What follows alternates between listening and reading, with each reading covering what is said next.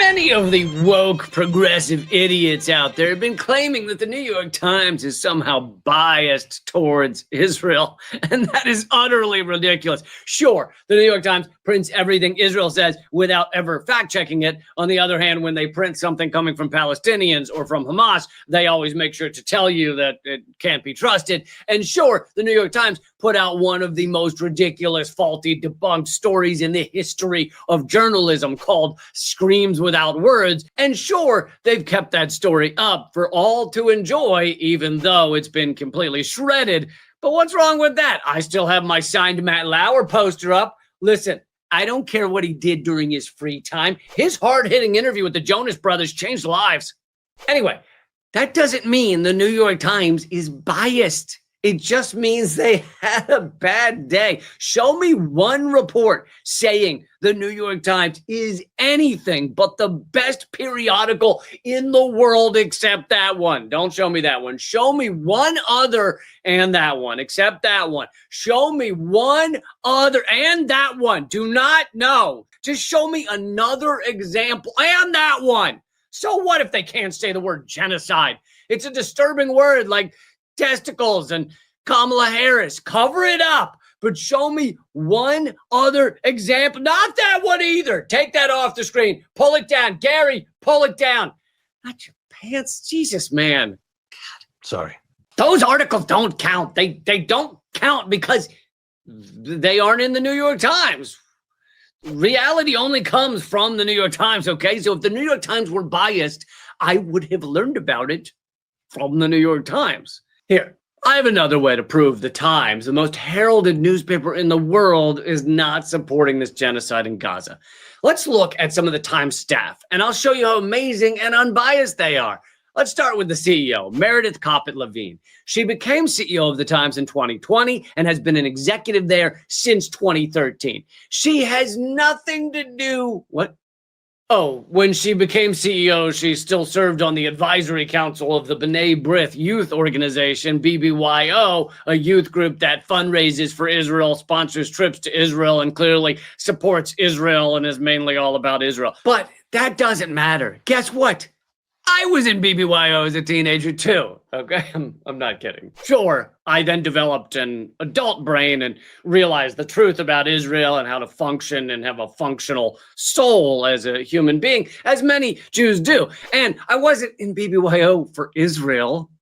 I was in it to try and get laid. I'm kidding. I was too young for that. I was just fingering. No regrets. Sadly, I don't think the CEO of the Times was in it for the fingering. You know, if more people were into things for instead of supporting genocide, I feel like this world would be a better place. Moving on, Joe Kahn, the executive editor of the New York Times. Basically, he's the leader of the Times newsroom. I'm sure he has no connections to Zionism. When Joe Kahn was hired at the Times in 1998, his father Leo was serving on the board of the Zionist media watchdog group, the Committee for Accuracy in Middle East Reporting and Analysis. Oh, well, we all got crazy dads, you know. You know how it is. My dad wears button-down shirts with little, like, anchors and palm trees printed on them. I mean, it's a horror show.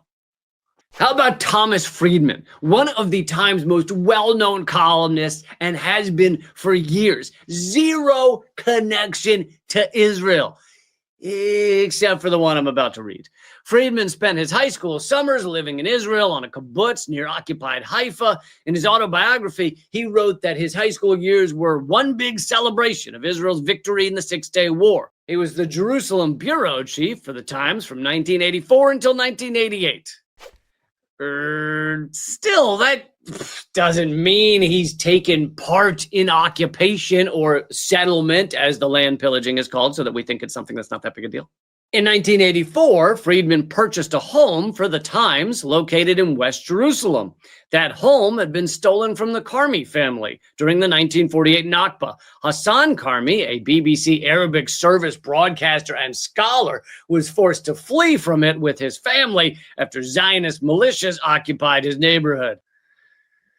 So Thomas Friedman is literally one of the land pillagers, settlers. Okay, well, that's a fluke, as is Thomas Friedman's existence. I'm sure that's the end of the connections between the New York Times staff and Israel. Look at Isabel Kirshner. She's been at the Times as a correspondent since 2007 with zero connection to Israel, except both Kirshner's husband and her 2 sons were in the IDF. But that's not biased. Maybe she hates her husbands and sons. You don't know. Fine. How about staff writer Ronan Bergman? No connection to Israel.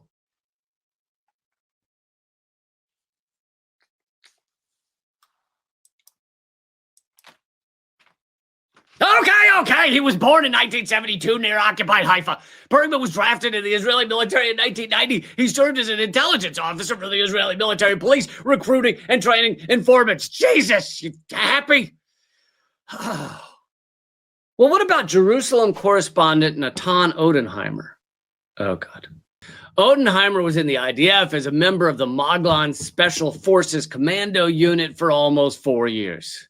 Fine, but no one knows that guy. Let's do another famous one. David Brooks, one of the New York Times' most well-known, beloved columnists. He recently wrote such unbiased columns as, "I detest Netanyahu, but on some things he's actually right."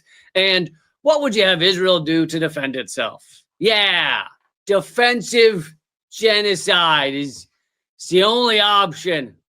Of course. Anyway, point being, David Brooks is unbiased with no connections to Israel, except for one little tiny thing. Brooks's son enlisted in the IDF in 2014 amid one of Israel's bloodiest assaults on Gaza prior to the current one. So he's unbiased, except that his son is one of the war criminals.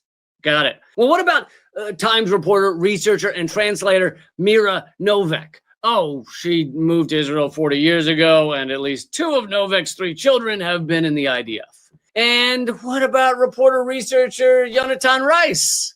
Rice was in the IDF for 3 years. Okay, all right. Enough. Half of the New York Times is in the IDF, or their kids are in the IDF, or they love being at Israeli youth groups.